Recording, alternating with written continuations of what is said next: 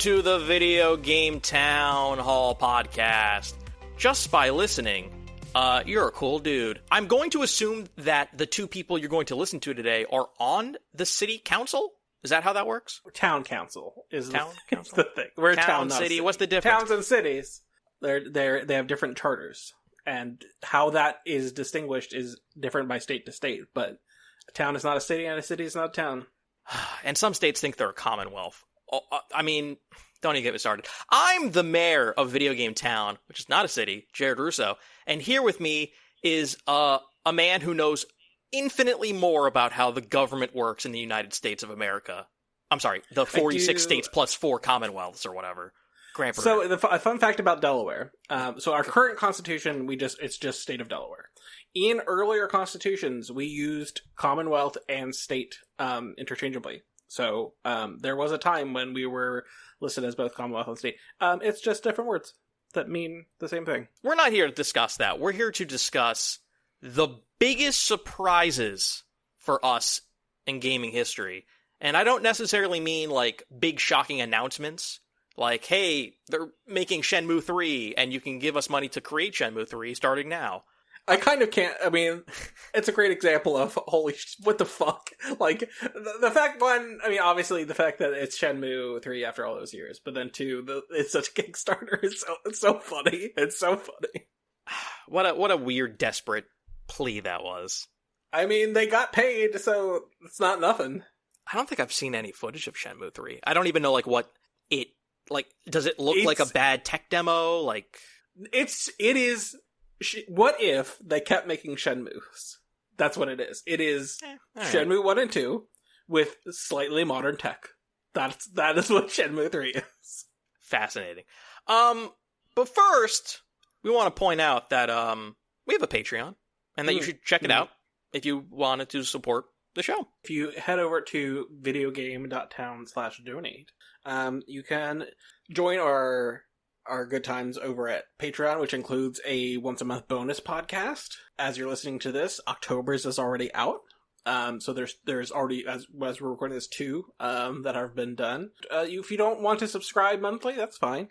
You can go to our Ko-fi and just say, hey, here's $10. Thanks for doing what you do. We appreciate anything. And of course, if you don't have spare change, if everything is going to making sure that you stay housed and healthy, that's no problem with us. But we would appreciate you to head over to, like a Apple Podcast or Spotify and just rate us 5 stars and leave a nice review. That would be very nice.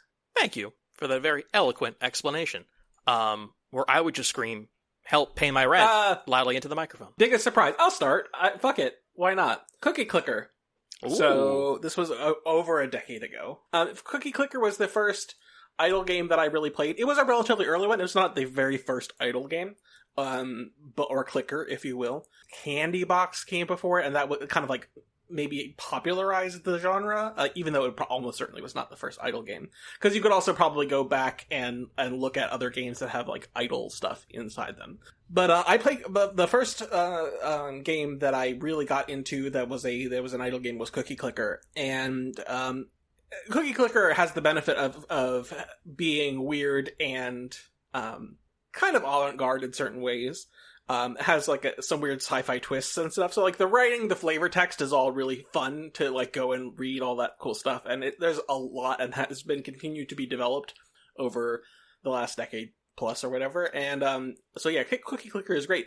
But I didn't realize that I had within me the numbers go up thing. The thing about clickers is that it's not just like, oh man, the numbers go up and that's good. It's how fast the numbers are going up that matters. Because like, if a number is just going up, 100 cookies at a time, who gives a shit? We're talking about like, we're starting to need to use like calculator fucking bullshit. Like this is some advanced math. This is like exponents. Like this is that type of shit. Your calculator cannot display the amount of numbers. So you have to start using exponents to see how fast your cookies are clicking. And then, you're doing things like prestiging and starting over, but then that earns you other things in like a metagame.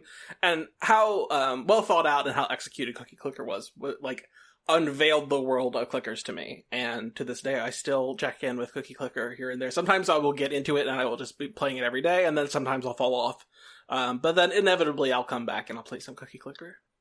But the infinite numbers in Balatro do not appeal to you. Fascinating. It's fine. It's like, the thing is, like, it asks a lot more out of you, whereas, like, Cookie Clicker's in my browser. And I go like, okay, I'm gonna click, 4 buttons. And I'm gonna go, okay, this is good. I'll check back in on this tomorrow, or whatever. Whereas Balatro is like, boot up Balatro and play a elaborate card game. And I'm like, no, I'm good. It's fascinating to me that your first pick is a genre or a subgenre that you got really into. I did pick Cookie Clicker, but it enabled that genre to me. Yeah.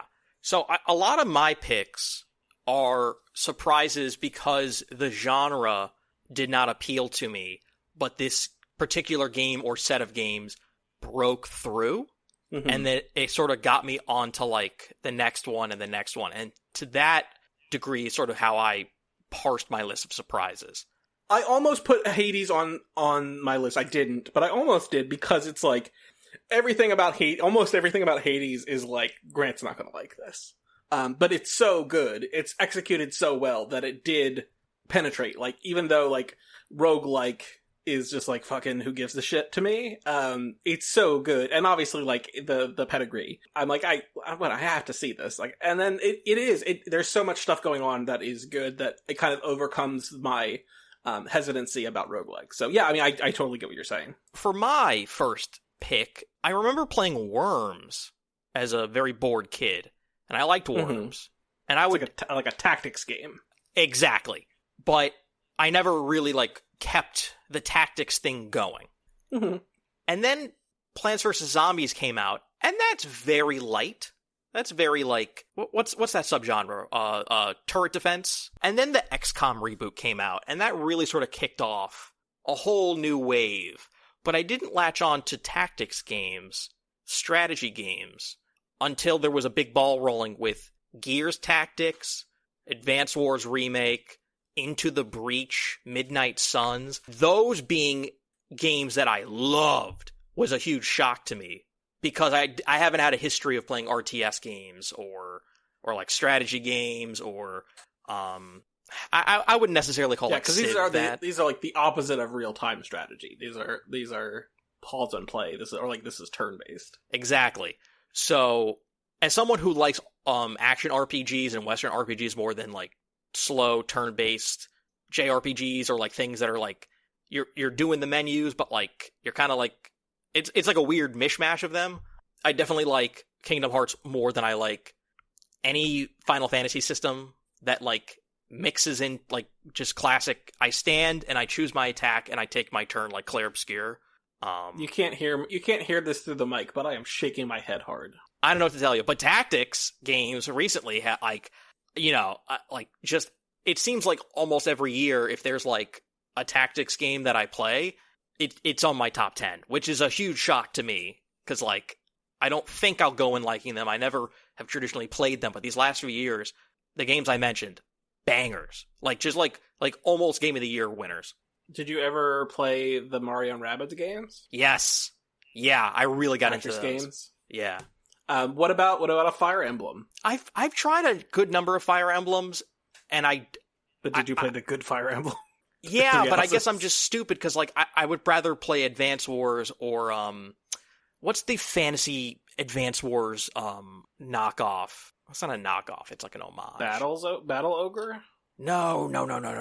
Oh my god, this is gonna kill me. I'm sorry, Tactics Ogre, not Battle Ogre. Tactics Ogre. Is this one of those things where I have to stop the pod to like literally look up? Well, I have some good news for you, Jared. One of the greatest tactics games of all time is being re-released. It's being polished and re-released to us all. Final Fantasy Tactics. No, I've tried Final Fantasy Tactics. And we will, by the time this has come out, we will have streamed some of it.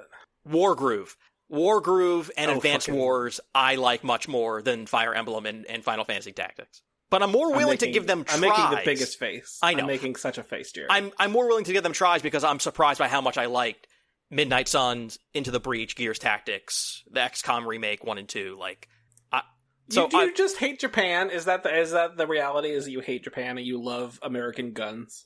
You love when America does violence with guns? We'll put a pin in that and we'll return to that. But why don't you go next? The answer is yes. No. I'll put a pin in it. Trust me. So my answer is Stardew Valley, which might not sound, because I mean people have like heard me talk about it, so it might not be. It might surprise you that it ended up surprising me. But I was completely floored by it. I was not a Harvest Moon person. Like, I didn't play on the SNES or the N64 or like a Game Boy or any of those things. So like, I just wasn't a Harvest Moon person. I had a cousin who was a Harvest Moon person, and I was like, I don't know. I don't really see the appeal. And then Stardew Valley came out, and I kind of like the day it came out, it was getting so much ballyhoo. Like, people were absolutely losing their minds over it. I checked it out and I immediately fell in love, and like it is one of the best selling games of all time. Like, it's hilariously, it is like, if you go into the list of best selling video games, it's sitting next to like Modern Warfare. Which is hilarious. It is like, oh yeah, you know, best selling video games, Call of Duty, Stardew Valley. But I love it, and I had no expectations. And like, I had played some games that are like kind of like it. Like, you could say that there are aspects of it that are like Animal Crossing, and so like I loved Animal Crossing. So it's not like there's nothing about it that had appeal to me. But I didn't think, because I wasn't a Harvest Moon person, I wasn't like, oh yeah, farming game, that's what I want to play. It was so over the top great that I had no choice but to become obsessed with Stardew Valley. I've seen firsthand at people sitting and playing Stardew Valley for hours on end. It's so fucking good. I can't deny how good it seems. You were bopping your head when we played Stardew Valley. You were bopping your fucking head to those jams. No, that's true. I mean, if that is your cozy game of choice, like, I'm so thrilled for you. I can't ever foresee myself making a fake farm, let alone a real farm. Real farms are way harder, Jared. This is easy. I don't think I get any enjoyment from the act of farming, either digital or IRL. Like, my family owns a farm. They have like a That's corporation cool. and it's fucking hard. Like, doing your DIY your own farm, easy peasy. No stress. I'm a city guy. I'm not a farm person. I don't know what to tell you. I'm more at home. Have you ever? But Jared, have you ever seen the beloved American sitcom Green Acres? I'm more at home in the battled streets of New York in the Division 1, like, where it's snowy and you know, you have to scrap and get dirty. And in the broke everyone's brains with games as a service. Ugh. All right, I'm now taking the pin out of the pin I put in previously. Mm-hmm. Because the next thing I was in America. Because I was surprised at how much I enjoyed these games. Weird Japanese games that I love. Take that, Grant. Shove it down your cram hole. And it's Resident Evil 4.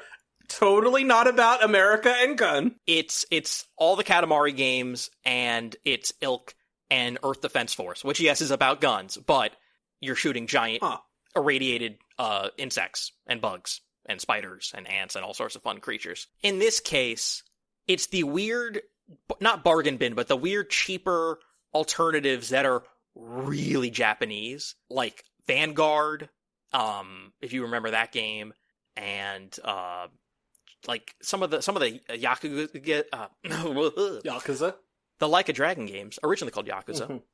Mm-hmm. I tried to pivot halfway through that word. I think they came out for cheaper than full price. Like, there's a string that started with the Katamari Damacy of just like, this is just pure Japanese weirdness, and I was like, oh, Seaman. I've never played Seaman, but yeah, sure, Seaman. Feel the Magic XY/XX. I remember that. Let It Die. That's another one that was free to play. Feel the Magic XYXX was one of the first DS games I had. It was not the first, but it was one of the first. This is a lot of me googling. Who made Let It Die? Oh, that's a Grasshopper. Grasshopper. That's a Suda game. Suda, yes. Okay. Yeah. Oh, yeah, I was right. Yeah, Suda 51. Yeah. I mean, it's at least Suda's studio. I don't know how involved Suda was, but it's a Grasshopper manufacturer game. I just remember having my mind blown playing those first two Katamari games, playing with my brother Earth Defense Force, and it was just like this really shitty looking budget game for the Xbox 360, but it was like the most fun, and it was so weird and like purely like people in Tokyo just having the time of their lives, like making this like disposable B action movie kind of a game. So any like super bizarro sort of like pure Japanese like creation. A B movie, you say? Yes, like Jerry Seinfeld's B movie. A B movie. No, beads. Yeah, listen, I mean, there's a bunch of weird stuff that came out on, like, the PS2 or in the Dreamcast. And Oh, yeah. my number 3, Assassin's Creed Odyssey. Ooh. I was all of the way out on Assassin's Creed, in the way that I am now. So was I. All the way out. All the way out. I was just like, fuck this shit. Ubisoft, you are dragging this corpse of Assassin's Creed. I don't want anything to do with it. I loved them on, the 360 PS3 era, and I was like, you're done. You're done. Stop. Please stop. And then they instead made a ancient Greek Witcher 3-like, and it was my game of the year it came out, because it was so fucking good. I think it is the first game because it was like, I don't know, 2017, it was almost 2018. And I feel like it was the first game that was a direct response to The Witcher 3. And obviously it is building on Assassin's Creed Origins. That was it for me. That was the game for nobody me. Doubts that. But it is like it takes some of those stuff, some of the stuff that it was building with Origins, and then it RPGifies it. Like, it Witcherifies, like, that game. And it worked so fucking well for me. And to this day, I love Assassin's Creed Odyssey. And I think most Assassin's Creed games have been pretty bad, but I love Assassin's Creed Odyssey. I hadn't thought of that. That's a really good one, because I was also like, I would play these AC games, and at a certain point I was like, what am I doing with my life? And then Origins came out, and I was like blown away. I was like, oh wow, like they did it. Like they completely rebooted this, like they reworked it, like they made it really fun. But then by the time Valhalla came out and Shadows, it was just like, oh, never mind. Nothing doing. Yeah. And Mirage, a game that seemingly everybody has forgotten already. I played it, and it is so forgettable. Whatever. I am all the way out on basically everything that Ubisoft makes. I'm just all the way out now. I'm like, they would have to do something absolutely buck wild to get me to buy any of their games now. Please bring back Splinter Cell. So my next one is, I'm a big sports guy, but there are some sports I don't enjoy watching nor playing. That Hockey. is until Mario Golf and Mario Tennis came out, and then I was like, oh, I like playing tennis and golf games, but yeah, they didn't get me on soccer until Rocket League, and Rocket League was like, oh, soccer kicks ass. When are they going to do a Mario Hockey? I bet you there's probably a Olympic Mario Sonic game that has that as one of its things. That doesn't count. I'm talking about, like, they did Mario Hoops 3-on-3. They did 3-on-3 Hoops on the DS, and I love that game. They did Sports Mix. Why can't I have Mario punch Luigi right in the fucking face? I don't know what to tell you. I mean, they'll never do American football. I know that for certain. But yeah, Rocket League. But like, hockey's right there. It makes so much sense. I don't know why they just keep going back to golf and tennis when honestly it sort of seems like you guys peaked like in the GameCube era, and I don't think you've made anything worthwhile since. But Rocket League is one of those, like, it's the few co-op games that everyone has. It is super fun. It is super simple. It's an easy go-to multiplayer pick. If everyone's like, I don't know what you want to play. I don't know what you want to play. It's just like Rocket League. Just put on a Rocket League, and it is like the greatest soccer game ever. Unbelievable. Because it doesn't have any of the minutia of soccer, like the offside stuff. It's gonna just be like, if you're not already bought into it, it's like, I don't want to pay attention to any of that shit. Do they have the ball? Can they kick the ball into the net? That's what I want to know. I would say that you are correct in that it gets rid of the rules minutia, but it still has like soccer strats if you like really want to get into it.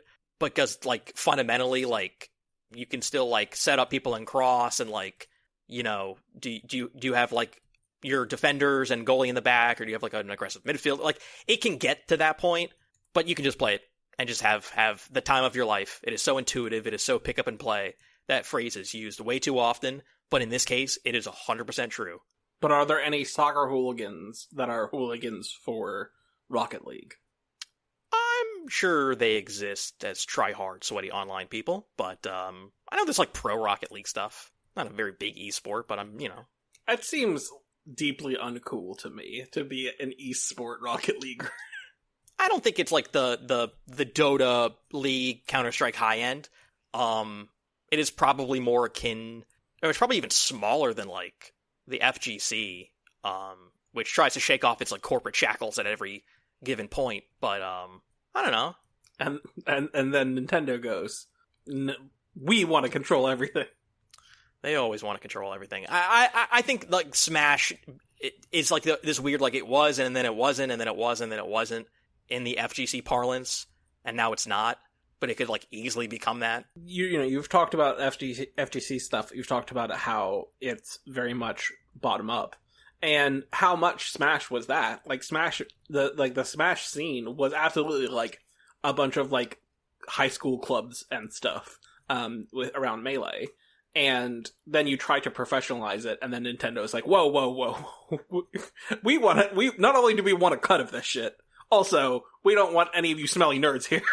Yeah, the biggest problem is that Smash players only want to play Melee, and every other fighting game series, you move on to the next game. I thought, so I'm not connected, so this could be wrong. I thought that we had finally moved past so that people are playing Ultimate more than they're playing Melee. It was true, but then it falls off because there's not like a big online, like it's so bare bones. Like it was like kind of people moved on, but then like at a certain point, because Nintendo was like so weird that it's still the predominant, it's still the go-to game, and also a lot of big name players turned out to be like pedophiles, so like that's like a whole other Pandora's box that we're not getting into. Grant, what's your next surprise?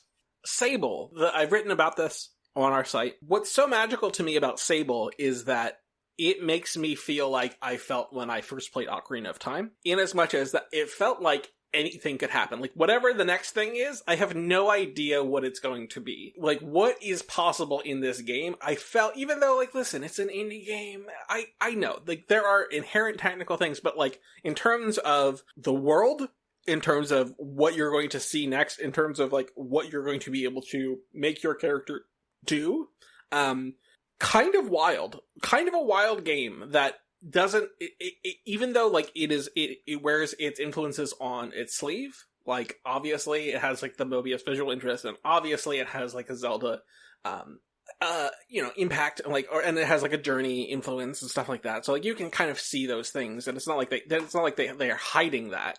But it just feels so open, and there are so many possibilities that you just can't even imagine. Like, I'm like, okay, well then what, if this is here, if I'm doing this, if I went here and I saw this fucking like hidden away, what the fuck is the next thing that I'm going to do? I cannot believe that I saw this. What could possibly happen next? What is like the bigger overall thing happening?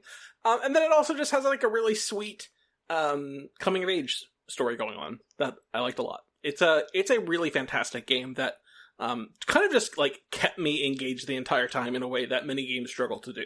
I'm not gonna lie, this did not seem that surprising that you would like this game. But I'm not surprised that I liked it. I am surprised that I was gobsmacked, that I couldn't stop playing. I don't know, it doesn't seem like that big of a reach. I felt gobsmacked. I feel like it is so easy for me to stop playing a game. It's so easy for me to stop playing a game, and I could not stop playing. Interesting. Okay. I'm gonna rattle off a few rapid fire ones that we won't like dig into, because I have like one big surprise left just for you, Grant. I really didn't like Risk of Rain 1, but I really liked Risk of Rain 2. Seems like an unpopular opinion. No, people really like Risk of Rain 2. I mean, they like the first one too. Not that nobody likes Risk of Rain 2, but that people seem to like Risk of Rain 1 more than 2. Yeah, I don't know what the consensus is, but I don't care.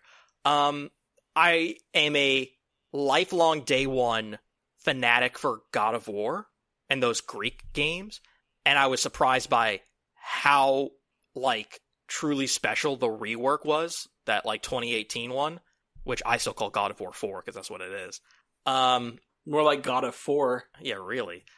I was so shocked that not only would I like what they did with the complete change in direction and the change in Norse mythology, that it would be like my game of the year, and like for a bit, like game of the generation. I was like so stunned by how much I liked that game.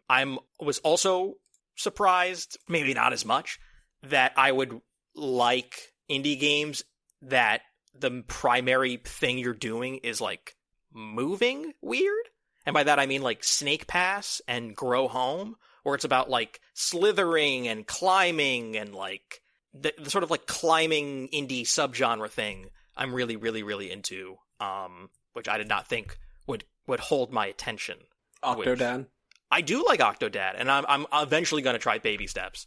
But we'll get into a different type of game in which you explore landscapes and traverse as your primary method of interacting with the world later. But finally, detective puzzly games like Return to the Oberdin and Root Trees.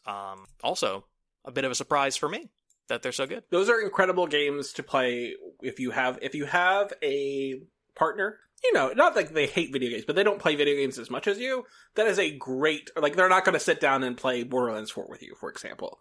But they like some video games. Those are great games to play with a partner. Incredible games to play with a partner. Yeah. My last one, I think this will surprise you. Life is Strange 1's final episode. So everything not everything. I think that that first game has some problems. But I really, really liked the first 4 episodes of the first Life is Strange game. The final episode really, like, it went from being like a contender for Game of the Year to being like, I don't want this on my fucking list. I do not want this game on my fucking list at all. Fuck this episode. Fuck their last episode. And I still feel pretty mad about it. The first thing is there's just like there's a miserable stealth section. Hey, do you want Grant to fucking hate your game? Stick a stealth section in there towards the end of the game. Just, ask Stray about this. Does Grant like it when you have just decided, like, what if we put a thing where you have to be stealthy? Fucking hate it. I fucking hate that shit. There's a huge unearned twist, about what is happening, the kind of like the underlying mystery of that first season, and who is doing what, who is guilty of what. I think just enormously unearned. They don't lay the groundwork very well to be like, oh, surprise, this is the answer. And then fundamentally there is like this big fuck off, ending choice that, is kind of has implications for the rest of the series and has kind of, cast a shadow over the rest of the series that really, really falls into the bury your gaze trope of like, hey, everybody, here's this cool, like rad punk rock, lesbian that, you all love. What if we made you think like, hey, do you want to destroy a whole town and lose her? Or you want to save her and destroy a whole town? And I think that shit fucking sucks. It is like a core part of that first core part of that first game, and I fucking hate it. I fucking hate the last episode of Life is Strange 1, even though I am broadly a huge Life is Strange booster. Well, you should have brought this up on the most disappointing episode, because that would have fitted perfect. I guess, but I really fucking hate that last episode of Life is Strange 1. I've saved the biggest surprise for last. When I do my Game of the Year list, probably in December, I think I'm going to title it The Year of Kojima, and I'm going to give the number 1 slot to Death Stranding Director's Cut, Death Stranding 2 on the Beach, and inevitably Metal Gear Solid Delta. The biggest surprise is that I got Death Stranding pilled so hard. It's a great game, and I feel like I've been telling you that it's a great game probably since we met.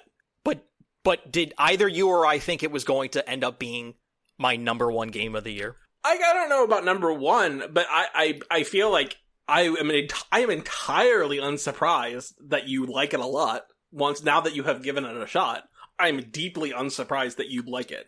Now, like, whether or not that, like, overshadows other good games that have existed this year, I mean, sure, you can have that conversation, but I am, as a longtime Death Stranding apologist, I am unsurprised that you love that game, because it's a fucking good as hell. It is, for me, the shocker of all shocks, in that, like, I'm sitting there on my couch, and I'm trying to, like, 5-star, like, the Mexico, spots, And I'm like, there's no way this is my game of the year. It can't be. And then like hours go by and I'm like, God damn it, it is. Like, I am in constant disbelief that I'm like so enthralled by driving around and climbing up stuff and like getting my loadout ready. And it's the RPG. Being a single dad. It's the RPG stuff where I'm like leveling up myself and my guns. Ah, man. And it's responsive to how you played. Like, you raise your score based on how you solve the problems. Like, did you go in quiet, then you get higher ranks in stealth or whatever? Like, yeah, that shit's great. Man. Systems. Turns out Hideo Kojima and the crew in which he works with, pretty fucking good at making systems in video games. Now, again, these cutscenes, like, if you put them on mute, they're so interesting and beautiful, and the moment you start listening to like what the people are saying and what their names are, I'm like, did his kids write this? But it's, for me, it's gameplay. I'm not going to sit and watch an animated movie made out of cutscenes. I want to play a game, and this happens to be the best game I have played all year. Listen, I'm not trying to say that those are like the best writing of all time. That's certainly not what I'm saying. What I'm saying is, it knows what it is, and I think for what it is...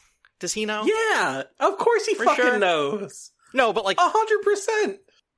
For sure. You don't get to be like Hideo Kojima, and not know what the fuck thing you're making. You don't get to make, like, he made so many fucking Metal Gear games that just go further and further. You don't get to make those things if you don't know the thing that you're making. If you don't stumble into it. Like, you can make The Room, which is the thing you like to do. You can make The Room once, and you're never going to be able to, like, allowed to make anything else ever. You don't get to make a wildly successful series, like spearhead and become the face of a wildly successful series because you stumbled into it. No, I mean that in, like, obviously none of the actors, when you talk to them, like, know, like, what the plots are or what they're saying, and that's fine.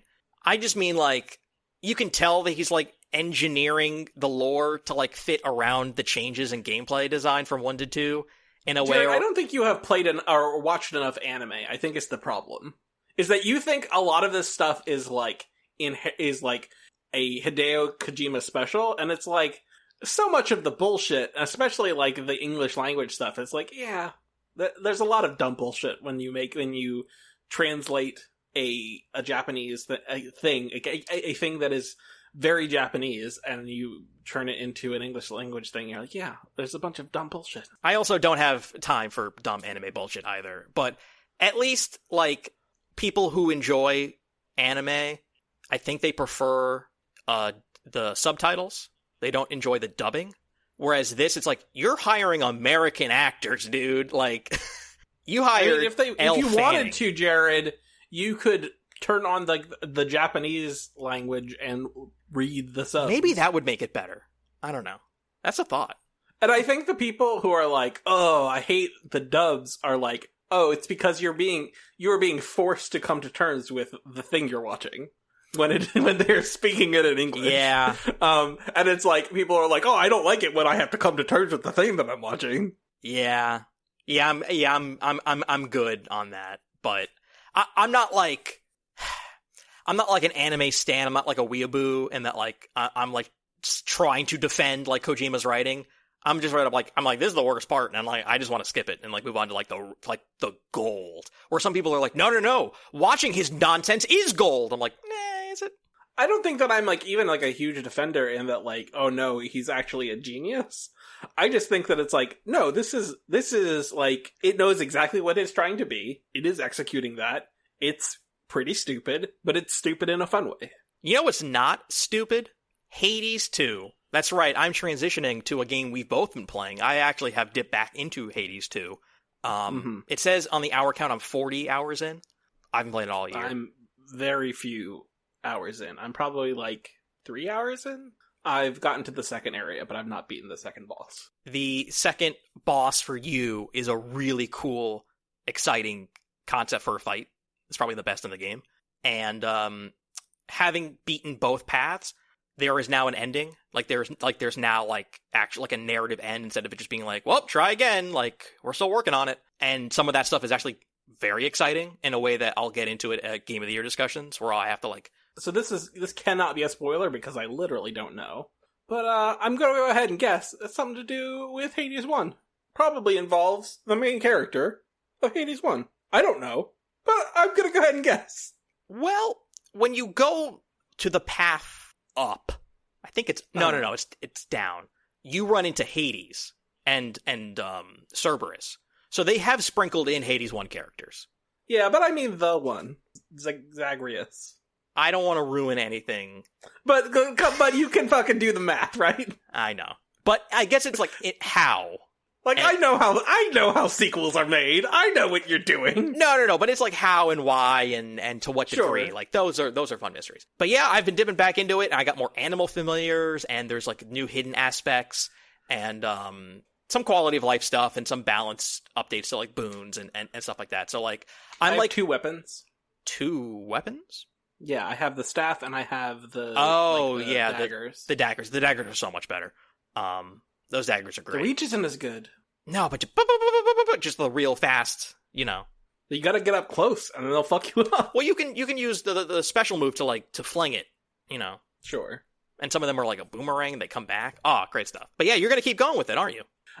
Yeah, I'm gonna play it for a while. I don't know how far I'll get before I go, okay, I'm done. But yeah, no, I'm gonna I'll keep playing around with it. It's good. I also like, I mean, obviously you have played a lot more than me, but I'm like, this plays a lot like Hades 1. And so I'm like, I don't know about Jared being like, this is worse. And I'm like, this is very similar. I just don't use the magic system. I'm like trying to brute force play it like the first game, and the second game wants you to use the magic. And yeah, I'm not saying that there are zero mechanical differences, but I'm saying is like you're playing that game very similarly to the first game. No, I know, but like all like the builds are different, and like it's like the minutia to me is what matters. Where like overall you're like, yeah, X is hit, A is dash. Like yeah, obviously those are the same. And then obviously like going from one weapon to the other weapon is like that's also vastly different. Like the details of that are going to be extremely different. Yeah, I just have so much built up muscle memory from like playing the first that I'm actually enjoying Hades 2 more now after 1.0 than I was like for the first 35 hours, which I was liking it. I wasn't, but like now it's like really clicking where like now I'm like, okay, what do I have left to unlock? What do I have left on my checklist of like things to pick? Like now I'm getting to the end point with these relationships, and it's like now we're getting into like who you smooching. Yeah, exactly. Where like early on I was like, it was like, oh, this is so new. And then 15 hours in, I'm like, do I like this as much as the first game? And now I can just play it and not have to like, you know, like, yeah, I don't like it as much as the first game, but this still is excellent. So I mean, the task in front of them was arduous, right? Because the response to Hades 1 was just so overwhelming. So following that, like, obviously, like, you have to make it Hades 2. Like, I understand financially for that studio. How do you not make Hades 2 when you have made such a blowout hit? But making Hades 2 is difficult, like, because you're going to have so many expectations that were not there with the first game. Because it's just like, oh yeah, oh hey, these people, Supergiant, and they're making another game, that's cool. Oh, it's about Greek shit. Oh, that's cool. But now that Hades is Hades, making Hades 2 is an overwhelming amount of pressure. And they did it. They made a good game. Pressure makes diamonds. You've also been playing Blippo. Blippo Plus, it's great. It's really good. So here's the thing to understand about it. They call them packages. Basically, you have one set of channels and content that will loop over and over and over. When the game was first released for the Playdate, it was released in chunks. And so, like, you get the very first one, and you only can see this content for a week. You're basically only getting this content. You're like, okay, I've seen everything there is. I'll wait until the next week. And then they did that for, like, 11 weeks, I think. This one has all of that content already in there. So basically you can go through all of the content, you watch all of the content, you've interacted with everything, and then they're like, hey, you've unlocked a new package of data, and then you can get all of the next batch of content until you've gone through everything. And I've gone through a number of package updates and seen the new content, and I think it's really fucking good. And I would love more people to do stuff like this. I don't necessarily mean that they have to make Alien Cable. So like a good way to describe it is like, so this is very much a nostalgia play. Hey, do you remember Cable? Hey, do you remember like, these things are recorded to tape, so it has a bunch of artifacts. Hey, these are shown on a CRT, which has its own artifacts. So it's playing with those visuals and like obviously like the special effects of the time. So much like green screen stuff of like the 80s, even like the 70s, 80s, and then into the early 90s of like what cable, like basic cable was like, or like low budget stuff. I think it's playing all that. The thing that it does is it sidesteps some of the like more toxic elements of nostalgia by setting it in another planet and basically saying like, hey, here's content, here's a bunch of stuff being made by aliens for aliens, and then they're like, oh wow, like there's a bend in space-time, and now these other people, these aliens, meaning us, are getting our content, and like that's kind of part of the meta narrative. And so it sidesteps the worst parts of nostalgia while giving you the good parts of nostalgia, and I fucking love Blippo Plus. It is, I think it's $10 on Playdate, and the MSRP is $15 on Switch and PC, and it was on sale for like $13.50, something like that. So it's not very expensive, and I absolutely love it. We streamed a little bit of it. If you go and you watch the Hades stream we did, which is on videogame.town, you can see it. But Blippo Plus is really good, and I would recommend people check it out. Finally, we have a quiz. We do. What's it called? Stocking Up. What the fuck is this? As you know, the long-running Legend of Zelda series use stock characters, stock races, stock items, like things are introduced in one game, and then you see them in other iterations of those things in other games. But I want to know, do you know where they came from? Like when this thing was introduced, when this race was introduced, when this item was introduced, that kind of thing. Is the answer just Tolkien every time? No. Not where did like Nintendo steal it from? Which game was this introduced in? Which Legend of Zelda game was it introduced in before it was used in other games? Okay. Starting off with Gorons, the rock people. Oh man. Zelda 2. Bonk! Gorons were introduced in Ocarina of Time. What? On the N64. It's true. There weren't rock people before Ocarina of Time. Okay. I mean, I remember them from Ocarina of Time, but that's where they started. Ocarina. Which game is the first game to introduce you to an ocarina? There wasn't one in the first, or is that a flute? Wasn't there some sort of a musical instrument in the first game? It's a great question. The first game. Bonk! God damn. The first, there was a recorder in the first game. That's what I'm thinking of. Okay. A Link to the Past has an ocarina, and then Link's Awakening has an ocarina, and then most notoriously, Ocarina of Time has an ocarina, and then that same ocarina is featured in Majora's Mask. Those are the four. Gorons, once introduced into Ocarina of Time, they've been in most games since then, but to date, those are the four instances of ocarinas in Zelda games. And also, I'm basing this off of information from Zelda Wiki, zeldawiki.wiki. So if you have any qualms, take it up with them and not me. 0 for 2. Zoras. Fish people. Fish people. Ocarina. I will give you a half of a point. Oh, come on. It's a little bit complicated because Zoras are featured in the very first game, but they are enemies. They do not become like a race of people you talk to until Ocarina of Time. So it is not technically true because there are Zoras in earlier games, but I will give you a half point for being sort of kind of right. Thank you. The Master Sword. Now that was in the first game. Wait, you had a sword that you could like do the projectiles with. I don't know if they called it the Master Sword, but I'm still going to say the first game because gameplay-wise, that's what it is. Bonk. The Master Sword was introduced in A Link to the Past, and then was used in pretty much all games going forward. No, I'm right. Magic jars. Magic? You gotta refill your magic points. Jars. You have these little jars filled with magic goo. Man, oh man. I don't have a single clue. I don't know. Link to the Past? But which games do you remember having magic jars? The ones in the 2000s. I'm thinking of like the empty jars with fairies in them. No. Magic, like, they're like green. Link to the Past.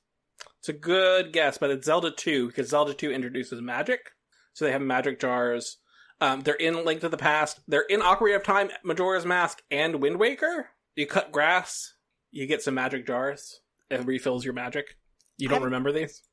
No, I do. I think your memory and love of Zelda is just so far greater than mine that like I'm like struggling to like remember like all of these goddamn games. There's so many of them. Here's a good one. Chain Chomps.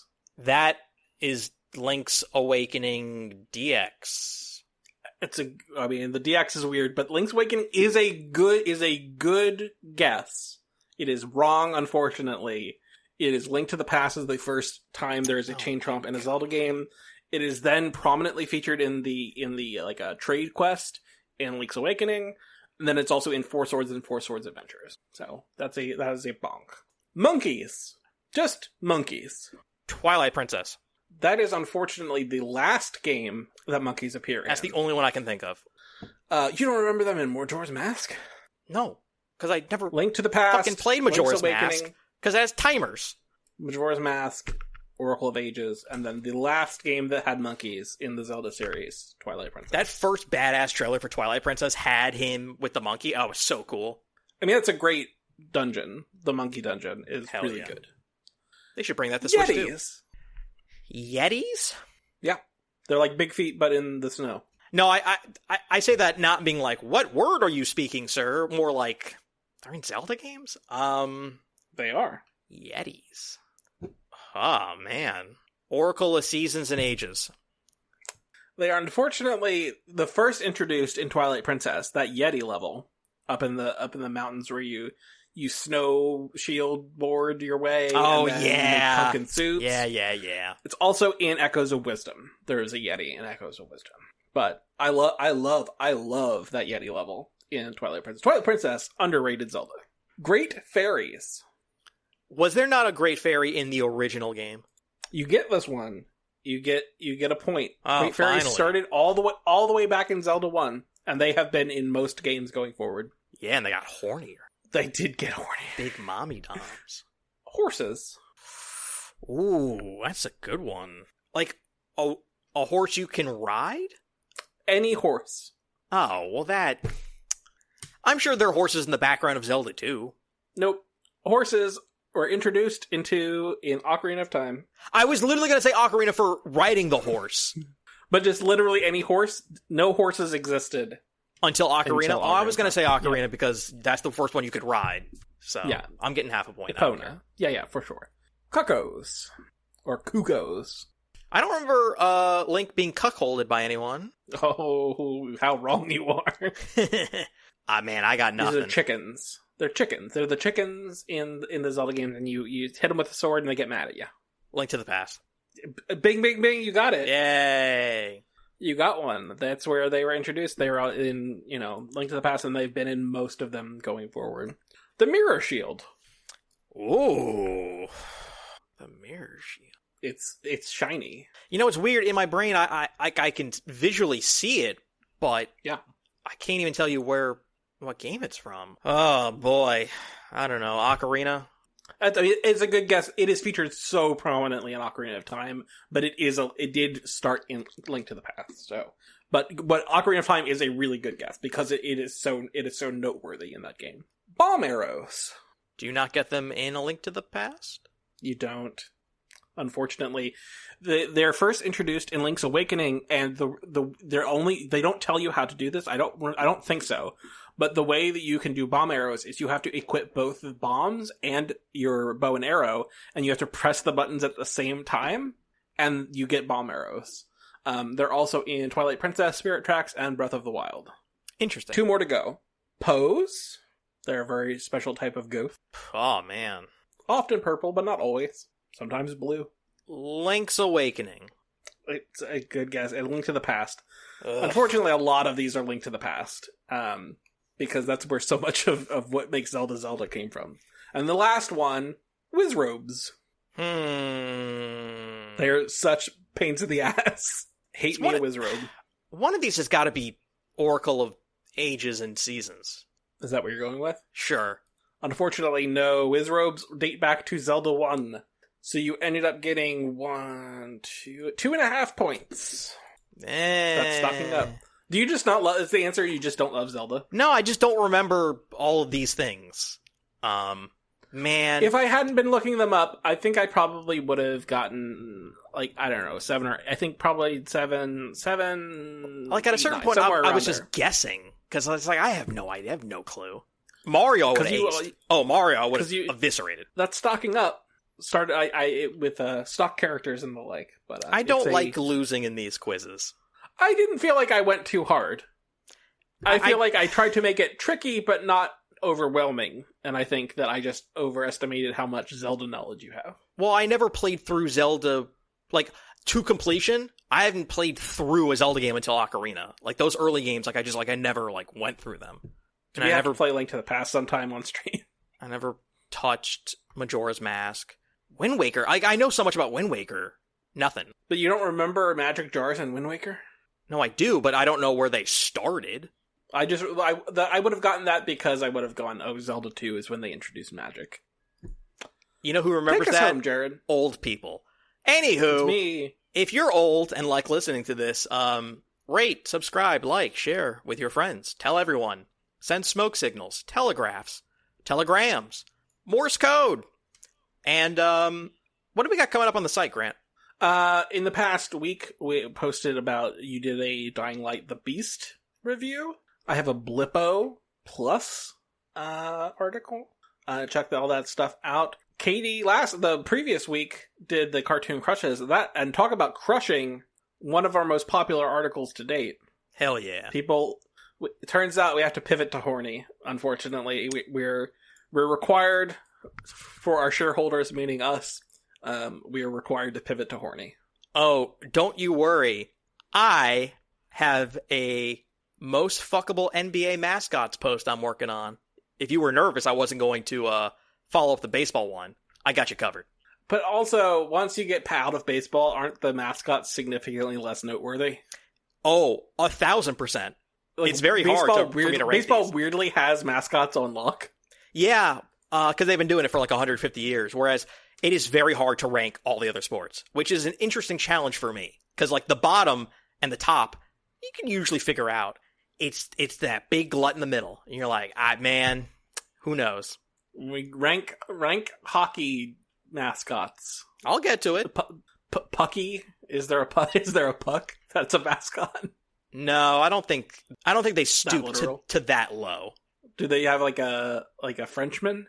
Feels like you would have a French mascot in hockey. I don't know too many hockey mascots off the top of my head outside of the big notable ones. Gritty, the Florida Panthers one. Unfortunately, Philadelphia has this shit on lock for like anything where they're going. They kind of have everything on lock. So you're competing against Philly, and it's like an impossible task. Swoop the Eagle, Franklin the Dog. Oh, right. So that's videogame.town. Check us out. Please remember to go and review us. Give us a 5-star review on, I keep wanting to call it iTunes, on Apple Podcasts or Spotify. You can also, if you prefer to listen, you can listen to our podcast on YouTube. So if that's what you prefer, you have that as an option as well. Bye-bye. Bye-bye.